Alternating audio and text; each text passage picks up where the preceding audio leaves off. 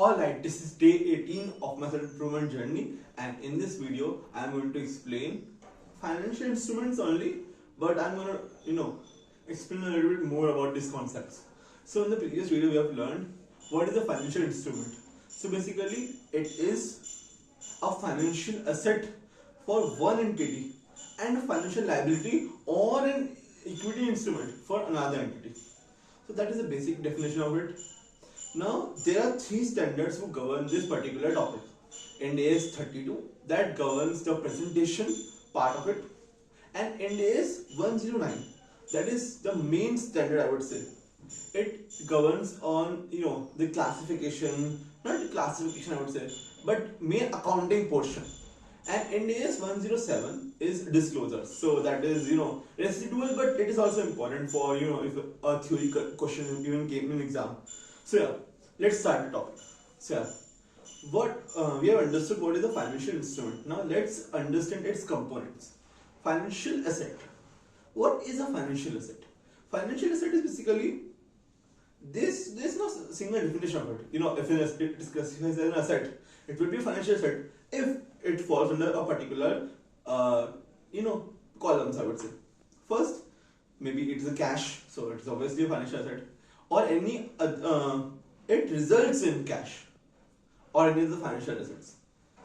It may be in cash, or maybe it results in cash or of other financial instruments. So there are first, second, and now there are certain derivative contracts.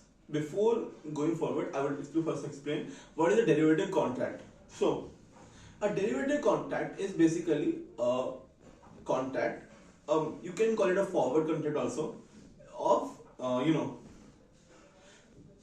in simple words, derivative is a variable that is depending on the price of another variable.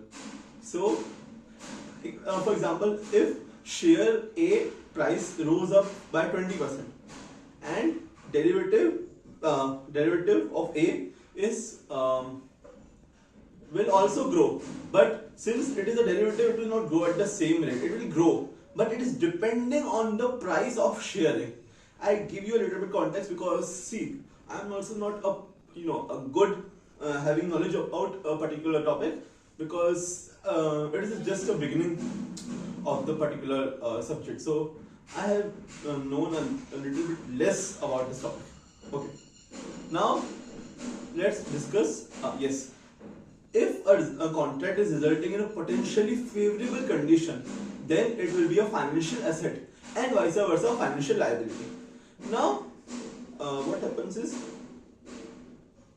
imagine if you are doing a contract. First of all, to be a financial asset or to even be a financial liability, there must be a contract, and let's assume it's happening in of own shares. It is of own shares, and the contract is derivative in nature.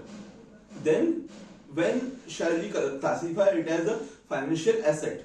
When the consideration or the shares are variable. If they are fixed, then we are not getting any gain from it. We are not getting any gain. See, by applying simple logic, financial asset is basically that will be giving you a gain in the future. That's simple logic.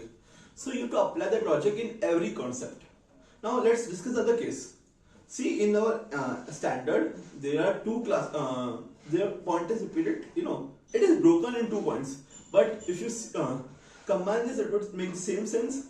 However, there is a bigger reason why they are split up. So there is another point. When your contract is in own shares and the shares are also variable, or shares or consideration, whichever may be the case, are variable. If they are fixed, then it doesn't make sense, because you are getting the same return that you actually gave. So it is not a profit, not a loss. Technically it is a loss because of the time value money, but we are not gonna go into that topic. Yeah.